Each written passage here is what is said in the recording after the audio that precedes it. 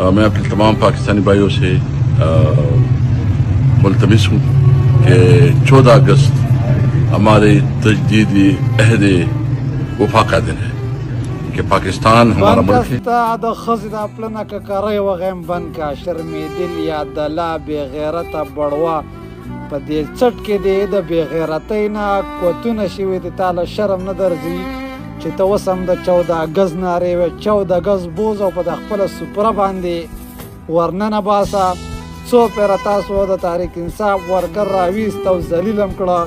د ډرپوکه د دله زامنو خپل بچیم لیږلي دي په یورپ کې سبقونه وایي او د عوامو بچي ته رسېږي د قربانۍ ګډو رښتیاري چې په 14 ګز به ټول راوځئ په 14 ګز به ستا کور ته درځي بې غیرته بړوا شرمېدل یا شرم دله نه درځي مړه دې شکل ته دې وګوره په تنده په تنه دي اندوي مسلمانېږي بې غیرته او ته اوس هم د 14 ګز نارې وې دلته پښتنې خویندې میندې باجوړ کې سرتوره شوي بې عزته شوي قبایل چې کوم دی ټول بې عزته شو د عزت جنازې د پښتنه ووتې او ته دله نن بیا راوتی 14 ګز له به راځئ 14 ګز نه ستا ریفلین څټ له به درځي دا بې غیرته یاره خو چې بې غیرته سړی نه پېژنئ که نه دا اسد قیصر په شانته کې